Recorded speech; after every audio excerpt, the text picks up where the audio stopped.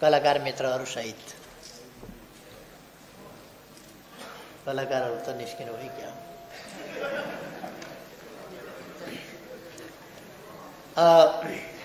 ठीक छ।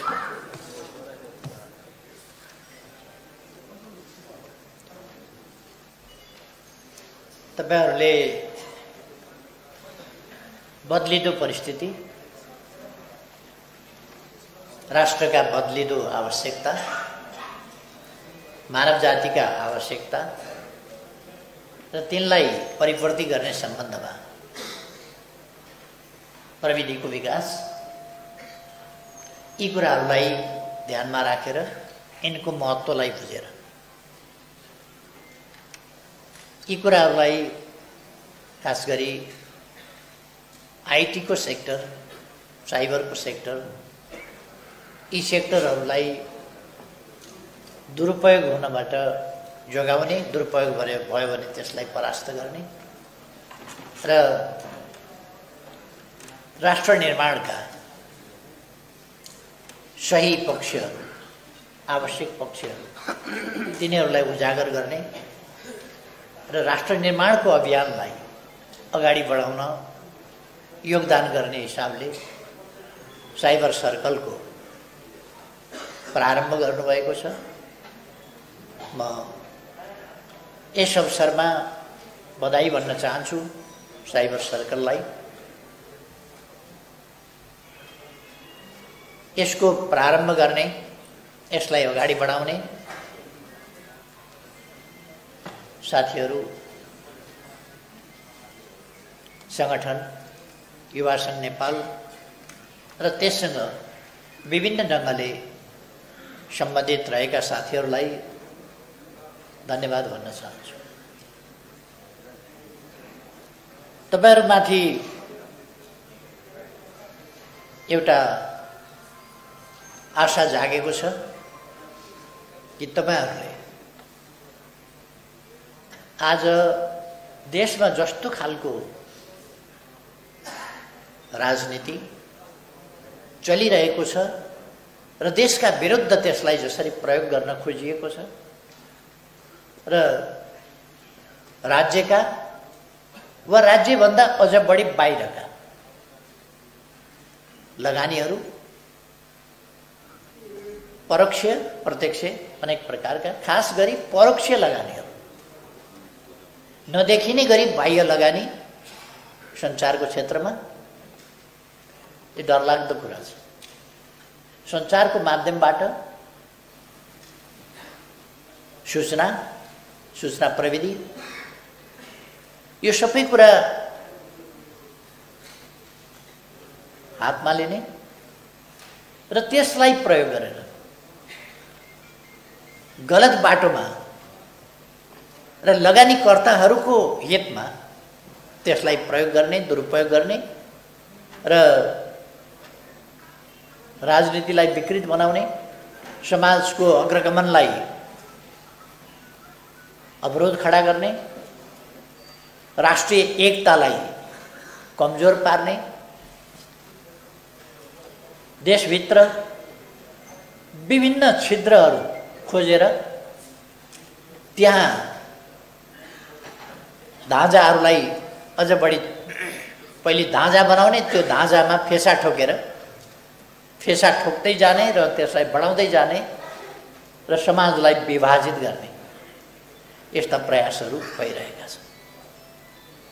सञ्चार माध्यम यसका निम्ति जनचेतना फैलाउने वा जनचेतनालाई अलमलमा पार्ने, राष्ट्रका निम्ति वातावरण निर्माण गर्ने, राष्ट्रको हितका निम्ति, विकासको निम्ति, अग्रगमनका निम्ति वातावरण तयार गर्ने अथवा राष्ट्रहित विपरीतका गतिविधि सञ्चालन गर्ने यस्ता कुराहरूका लागि यो क्षेत्र बहुतै महत्त्वपूर्ण भूमिका खेल्न सक्ने क्षेत्र हो। त्यसैलाई बुझेर यहाँहरूले काम गरिरहनुहुन्छ। खास गरी जनतासम्म सत्य कुरा पुर्याउने, साँचा सूचना,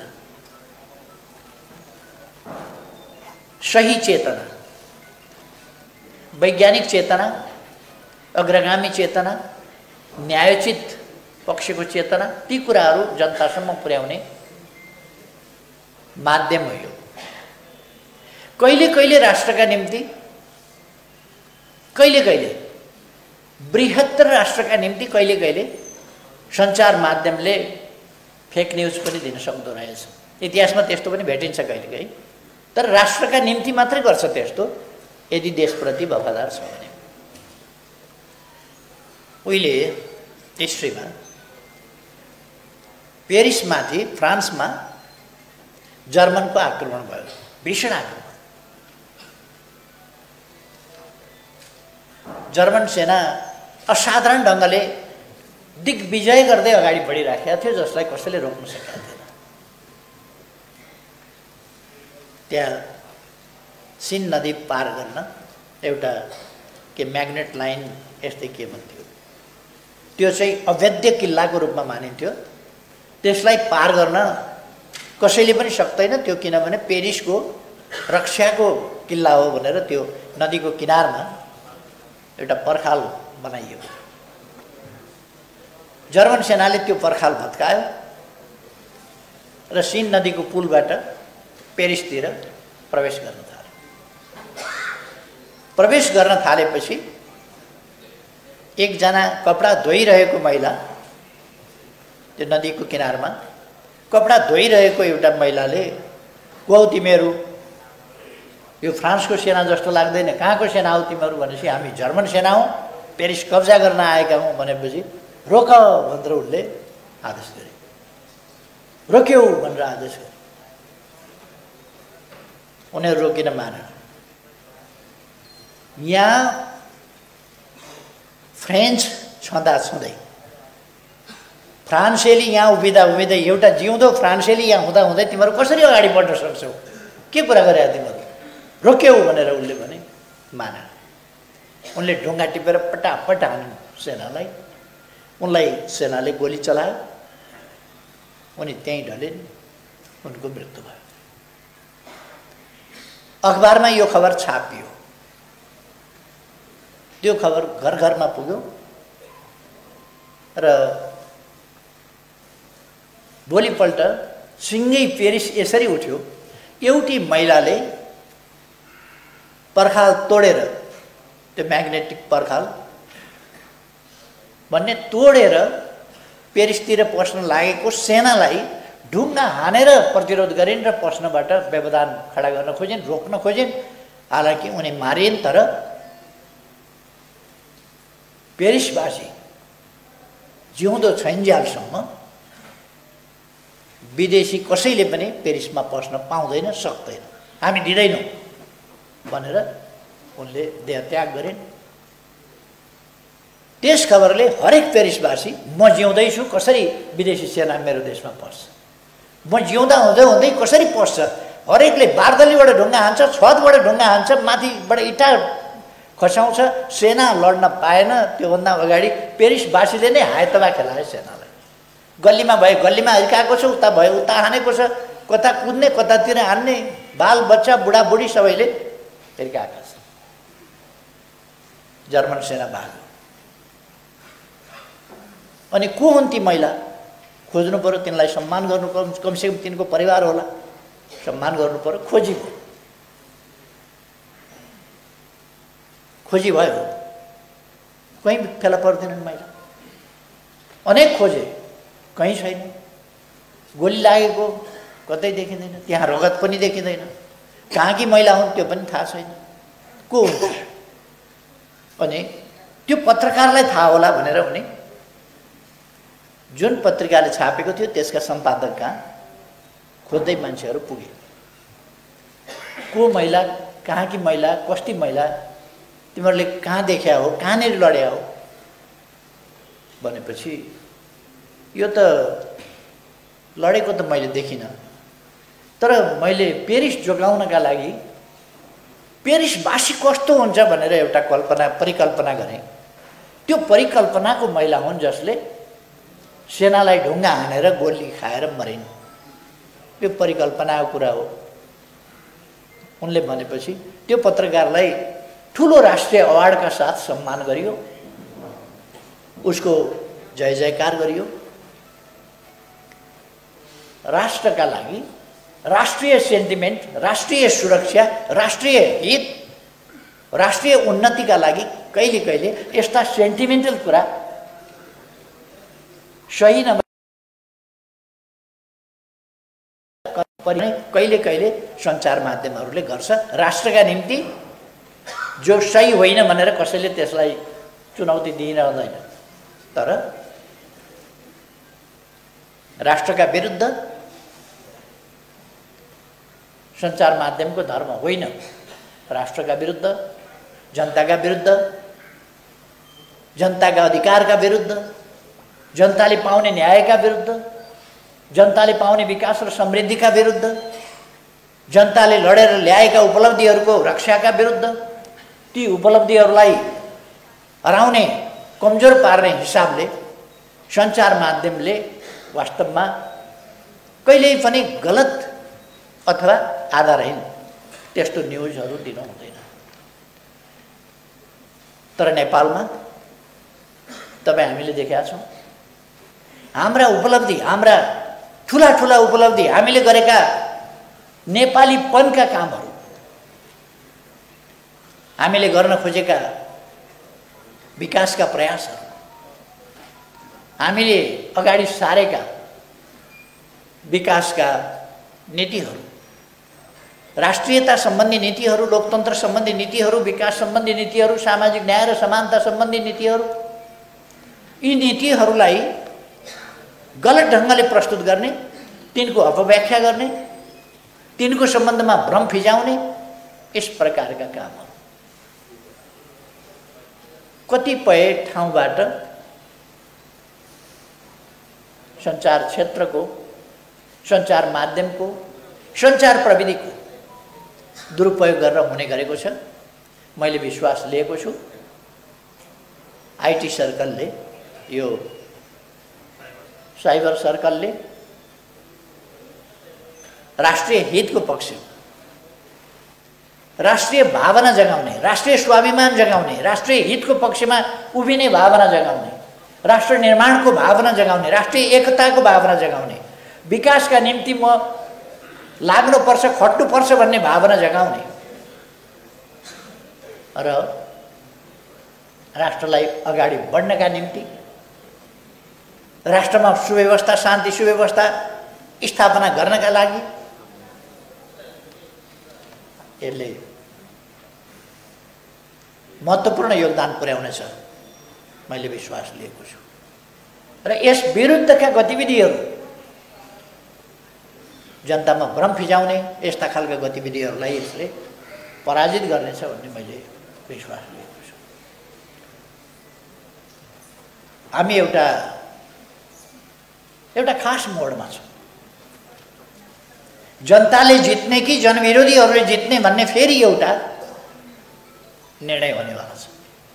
कतिले ठानेका छन् अदालतको फैसलाबाट जनताका पक्षधर, देशका पक्षधर शक्तिहरूलाई पराजित गरियो, जनादेशबाट एउटा सरकार हटाइयो र जनशक्तिलाई हटाइयो। अब यो अन्तिम विजय हो भन्ने ठानेका छन् कतिपयले। केही व्यक्तिहरूले बोल्दै हिँडेको तपाईहरुले सुन्नुभएको होला, विभिन्न कुराहरू बोल्दै हिँडेका छन्। कसैले के बोल्छ, कसैले के बोल्छ।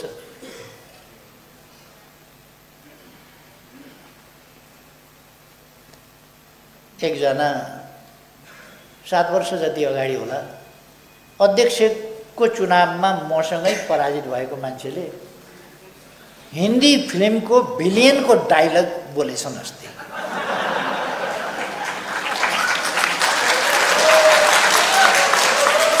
के भनेछन् भने जो हमसे टकराएगा वो चूर चूर हो जाएगा। त्यसो भए त 7 वर्ष अगाडि नै चूर चूर भइसक्नु पर्ने हो। 7 वर्ष अगाडि हारेको मान्छेले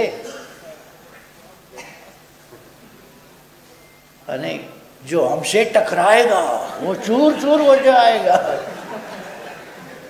त्यस्तो भनेछ। मलाई अचम्म लाग्यो त्यो कसरी बोल्न सक्या होला?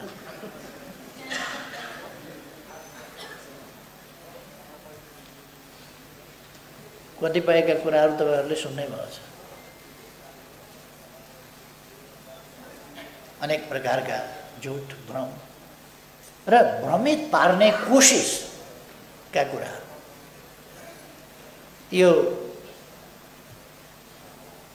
प्रतिक्रियावादी खेमा भन्दा पनि नयाँ प्रतिक्रियावादीहरू छन् नि। हिन्दीमा भन्छ एउटा नयाँ मुल्लाले बढी प्याज खान्छ। केही नयाँ मुल्लाहरू छन्, नयाँ काङ्ग्रेसहरू छन्, नयाँ काङ्ग्रेसका समर्थकहरू छन्, काङ्ग्रेसका पिछलग्गुहरू छन् केही नयाँ। उनीहरूले ठुल्ठुला डल्ला प्याज कराप कराप चपाएको देखिन्छ एमालेको सम्बन्धमा बोल्दाखेरि।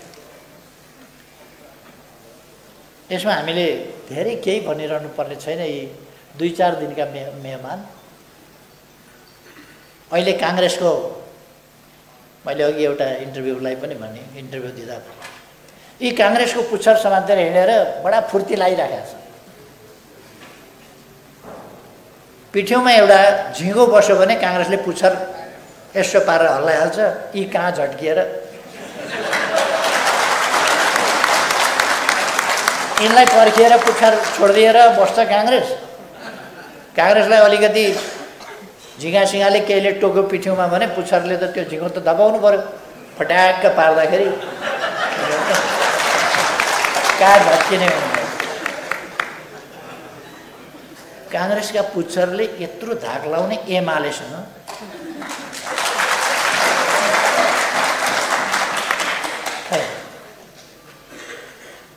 हामी एउटा नयाँ निर्णायक बिन्दुमा छौँ भन्ने गरेका छन् नि। एमाले एकतिर अरू एकतिर भनेर।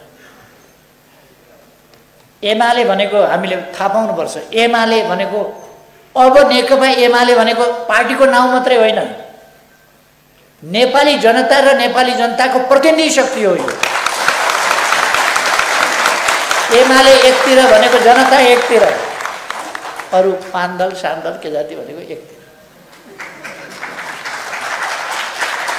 5 दलीय गठबन्धन भनेको एकतिर। यिनीहरू के सरकारमा आए, कस्तो हुँदो रहेछ?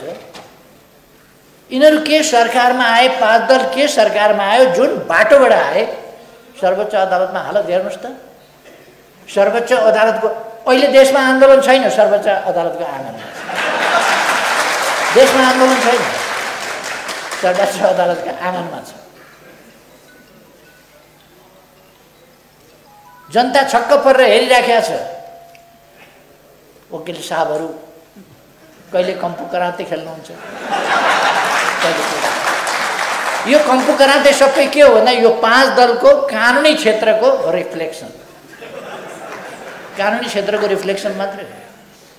उहाँहरूले जे गर्नुभएको थियो त्यसको प्रकटीकरण मात्रै हो। अब बारमा तमासा हेर्नुहोस्, सर्वोच्च अदालतमा तमासा हेर्नुहोस्।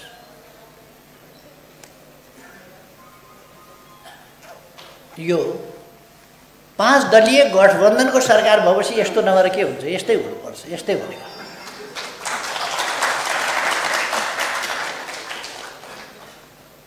मैले अघि भर्खर एउटा अन्तर्वार्ता दिँदै पनि भनेको थिएँ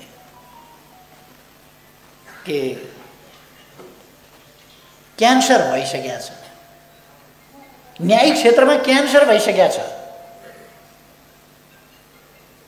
श्रीमान न्यायाधीशज्यूहरू भन्दै हुनुहुन्छ, बारले भन्दैछ, वरिष्ठ अधिवक्ताज्यूहरू भन्दै हुनुहुन्छ, कानुन व्यवसायीहरू भन्दै हुनुहुन्छ। जनता छक्क परेर हेरिरहेको छ। क्यान्सर भइसकेको छ हाम्रो न्यायिक क्षेत्रमा। त्यसको उपचार कसरी खोज्न खोजिँदैछ भन्दा एउटा धामी बोलाएर, दुबोको मुन्टा सुन्टा ल्याएर, कुखुराको अन्डा ल्याएर यसो यसो पारेर अनि दुनामा लगेर मनसाउने।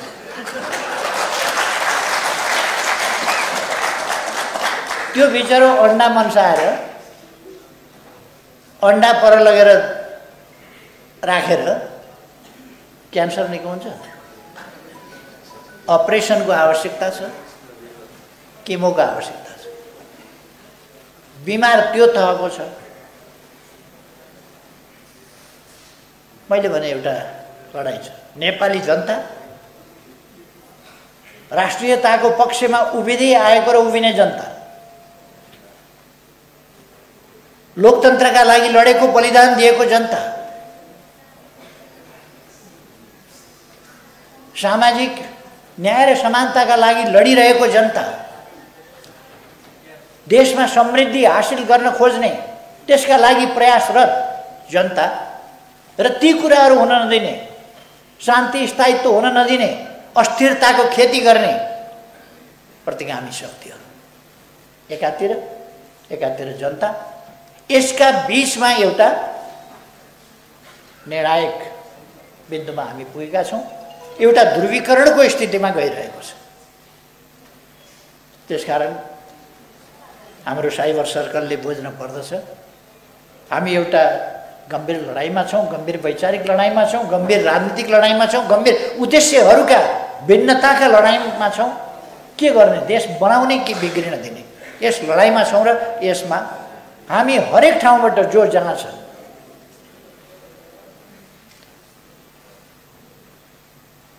श्याम तरमटले रचेको गीत जस्तै जो जहाँ छ त्यहाँबाट उठ, जो जहाँ छ त्यहाँबाट लड। बाजा बजाउन जान्नेहरू बाजा लिएर उठ, कलम समाउन जान्नेहरू कलम लिएर उठ, साथमा केही नहुनेहरू आवाज लिएर उठ। देशका लागि यो लडाईँ हामीले जित्नै पर्छ। देशका लागि जित्नुपर्छ यो लडाईँ। शान्ति, स्थिरता र स्थायित्वका लागि जित्नुपर्छ यो लडाईँ। हामीले यो लडाईँ जित्नै पर्छ। लोकतन्त्रको रक्षाका लागि यो लडाईँ जित्नुपर्छ। जनताको अभिमत ताजा जनादेशका लागि जान नदिने, परमादेशबाट सरकार फेर्ने, बनाउने, बदल्ने सबै काम गर्ने संसदलाई थाहा पनि छैन प्रधानमन्त्री हटेको, सरकार फेरिएको, अर्को प्रधानमन्त्री बनेको संसदलाई थाहै छैन। दुनियाँमा यस्तो हुन्छ कहीँ? हाम्रो संविधानले कहीँ भन्छ त्यस्तो छैन। लडाईँ यति व्यापक रूप लिएछ, यसले प्रयोग गर्न नहुने अस्त्रहरू प्रयोग गरिए। लडाईँमा भन्ने गर्छन् नि, ब्रह्मास्त्र अन्तिममा प्रयोग गरिन्छ, किन त्यो प्रयोग गरिसकेपछि त्यो फिर्ता हुँदैन। एकपल्ट भन्दा बढी फेरि प्रयोग गर्न सकिँदैन। गलत ठाउँमा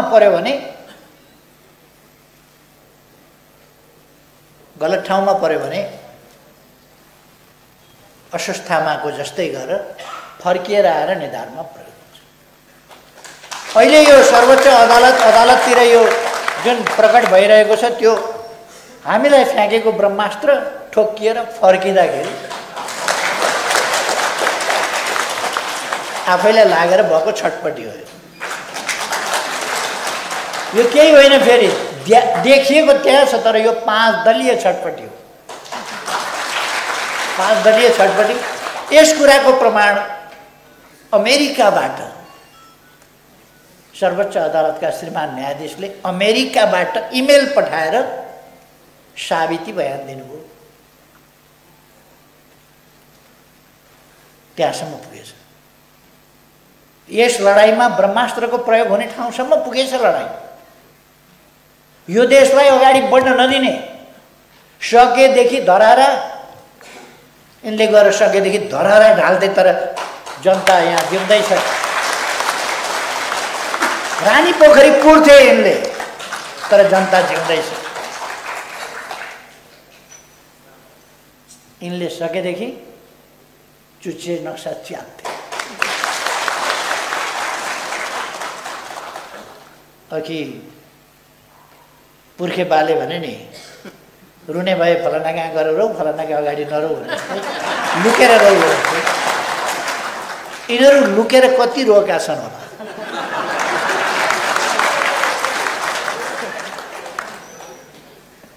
लुकेर यिनले धराराको फोटो भेट्टायो भने कसैले नदेख्ने गरी उत्तातिर गएर च्यात्छ।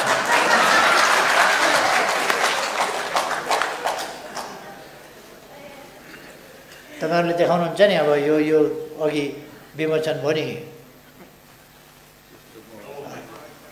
त्यो अब यो अहिले विमोचन हुनेवाला छ तस्बिरमा ओली सरकार भन्ने त्यो किनिकन पनि च्यात्छ।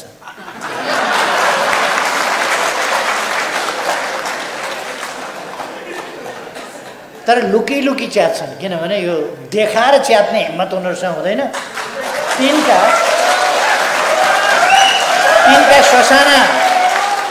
ससाना छोराछोरी ससाना नाति नातिनीहरूले वा बुढाबुढी भएका हजुरबा हजुरआमाहरूले पुर्खेबा जस्ताहरूले भेट्टायो भने चड्काउनु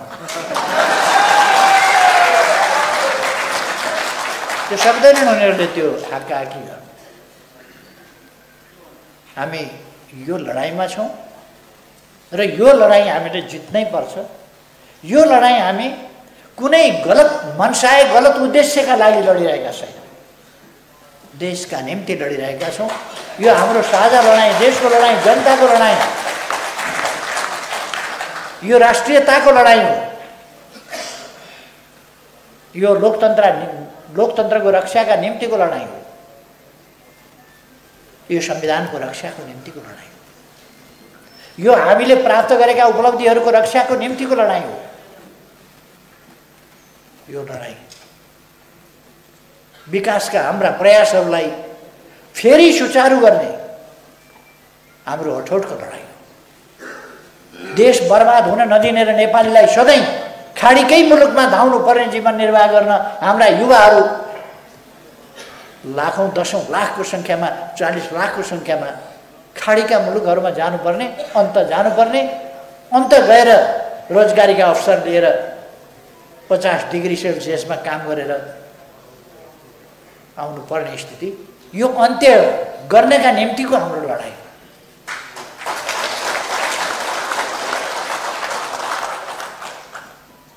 यिनले कसरी ठग्छन् हेर्नुहोस् त। महान जनयुद्ध भनेर युवाहरूलाई कसरी ठगे। कति हजार युवा मरे, कति मारिए, कति घाइते भए, कति अङ्गभङ्ग भए, कतिका बालबालिका टुराटुरी भए, कतिका आमा बुवाका काखुरी थिए र युवाहरूलाई जोस्याए। भन्न नहुने राम्रो कुरा हो। छोराछोरी नाति नातिना दुईटै छोरीका नातिनी दुईटै छोरीका छोरीहरू बेलायत पढ्छन्। खुसीको कुरा हो, एकदम खुसीको कुरा हो। दुईटै छोरीका भरतपुरकी छोरीका पनि पढ्छन्, यताकी छोरीका पनि पढ्छन्, बेलायत पढ्छन्। नातिनीहरूले राम्रो शिक्षा पाएका छन्, खुसी लाग्छ। तिनको सुखमय जिन्दगी बनोस्। तर सुखमय जिन्दगी तिनको मात्रै नबनोस् न, अरूको पनि बनोस्। अरूका छोराछोरीलाई उल्क्याएर होनी दिने, अरूका छोराछोरीलाई बर्बाद गरिदिने, अरूका नाति नातिनीहरूलाई बर्बाद गरिदिने, उल्क्याएर देशलाई द्वन्द्वमा फसाइदिने तपाईँ हामी सम्झौँ त। एउटा जातको बाहुल्यता भएको गाउँबाट अर्को जातको बाहुल्यता भएको गाउँमा जान नसक्ने, ओल्लो गाउँ पल्लो गाउँ जान नसकिने अवस्था सुरु भइसकेको थियो नेपाल। त्यो अवस्था भइसक्यो। एउटा जात बसेको गाउँबाट अर्को जात बसेको गाउँमा जान नसकिने अवस्था। चुनावभन्दा अगाडि हामीलाई तराई निषेध गरिएको थियो। कहाँ पुगेको थियो देश? कहाँ पुगेको थियो? त्यस प्रकारको घृणाभाव, घृणा फैलाउने काम अहिले पनि नेपाली जनताका बीचमा परस्परमा घृणा फैलाउने काम भइरहेको छ, गर्न खोजिरहेका छन्। हामी सजग हुनुपर्छ। हामीले साम्प्रदायिक विद्वेष होइन, सामाजिक सद्भाव कायम गर्नुपर्दछ। सामाजिक सद्भाव मार्फत राष्ट्रिय एकता कायम गर्नुपर्छ। हामी त्यता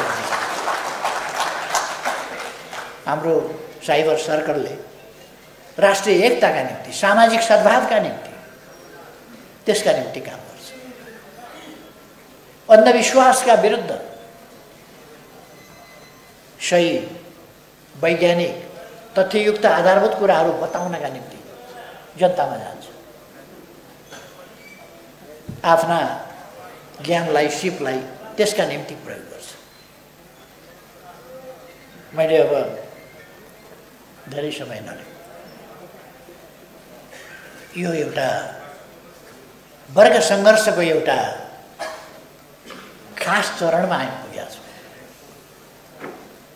हामीले पार्टी मिलाएर के गरेर बहुमत पुर्याउन खोज्यौँ, पुर्यायौँ पनि, तर केही मान्छेहरूलाई त्यो कुरा पचेन। अब पार्टी मिलाएर एकीकरण गरेर होइन, सम्पूर्ण पार्टीहरूभित्र रहेका देशभक्तहरू, सम्पूर्ण पार्टीभित्र रहेका लोकतन्त्रका लागि लडेका र लड्न चाहनेहरू, लोकतन्त्रको पक्षमा भएकाहरू, सम्पूर्ण पार्टीहरूभित्र रहेका सामाजिक सद्भाव, सामाजिक न्याय र समानताका पक्षमा रहेकाहरू, पछौटेपनका पक्षमा र वकालत गर्नेहरू होइन, आधुनिक विचार र व्यवहार अपनाउनेहरू, विकास विरोधी तत्त्वहरू होइन, विकासका निम्ति अग्रसर तत्त्वहरू, त्यो सबै दाजुभाइ दिदीबहिनीहरू नेकपा एमालेमा आबद्ध हुनुपर्दछ। अब नेकपा एमाले एउटा राजनीतिक पार्टी मात्रै होइन, यो यस पार्टीको नाम, राजनीतिक पार्टीको नाम नेकपा एमाले भए पनि यो जनभावनाको प्रतिनिधित्व, राष्ट्रियताको प्रतिनिधित्व, सामाजिक न्याय समानताको प्रतिनिधित्व, राष्ट्रिय विचारहरूको प्रतिनिधित्व यसले गर्छ।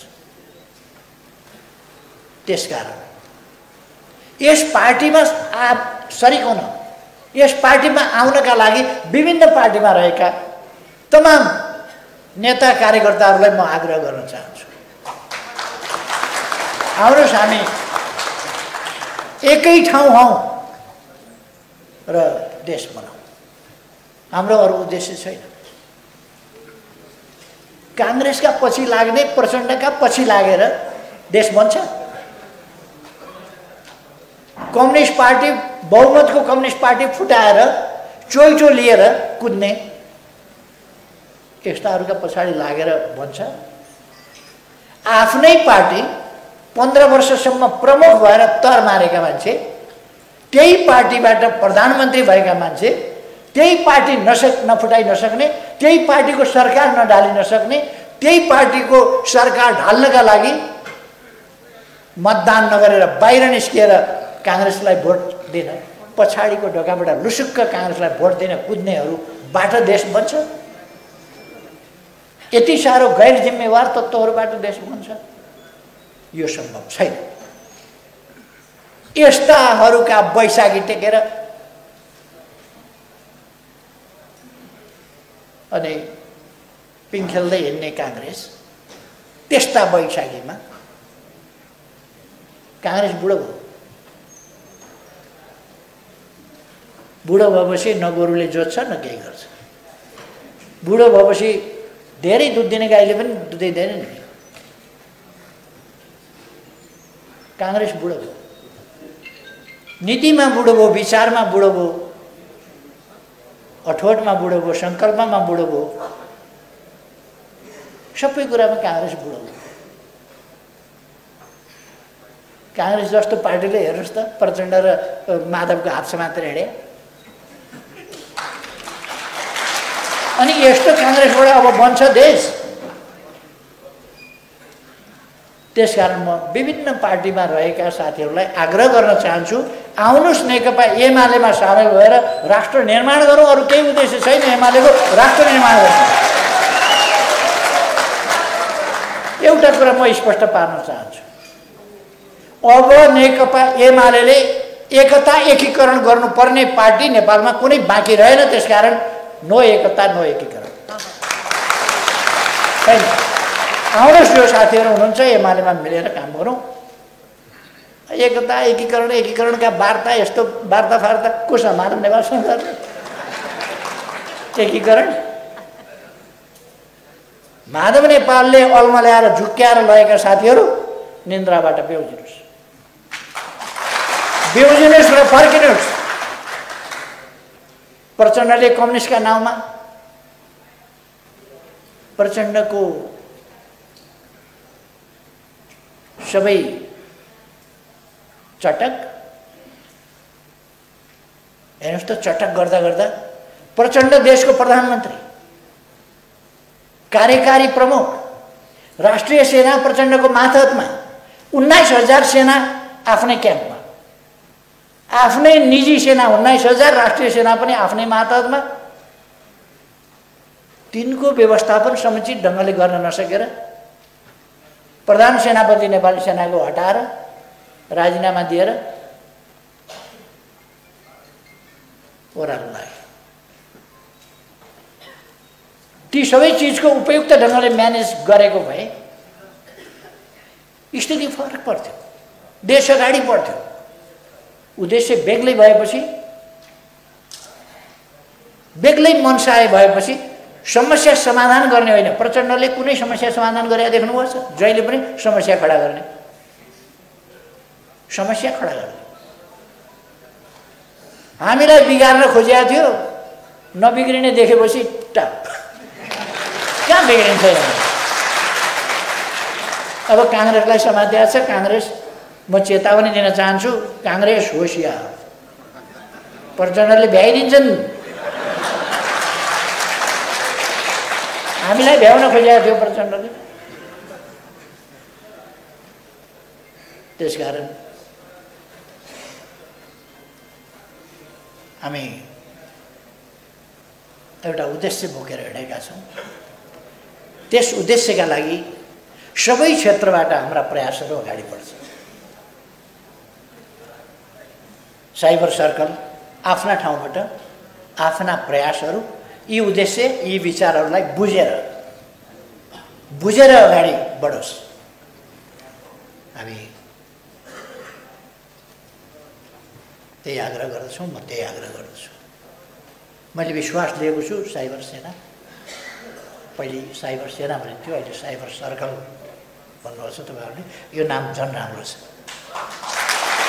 साइबर सर्कल सफल हुनेछ भन्ने मैले विश्वास लिएको छु। सफल होस्, शुभकामना भन्न चाहन्छु। अब पर्सि महाधिवेशन छ। सबै भाइ बहिनीहरू, यो सर्कल नै मोबिलाइज हुनेछ। मोबिलाइजेसनको सुरु त्यसरी आफ्नो दिमाग, आफ्ना उद्देश्य, आफ्नो मोबाइल, आफ्नो ल्यापटप, आफ्ना औलाहरू, बस देशका लागि सक्रिय हुनेछ। हाम्रो काम, हाम्रो आचरण सक्रियता, हाम्रो स्वभाव सक्रियता, सक्रियताका साथ जुट्नुहोस्। म तपाईँहरू सबैलाई धेरै धेरै शुभकामना भन्न चाहन्छु। स्वास्थ्य राम्रो रहोस् सबैको। तपाईँहरू सफल हुनुहोस्। धन्यवाद।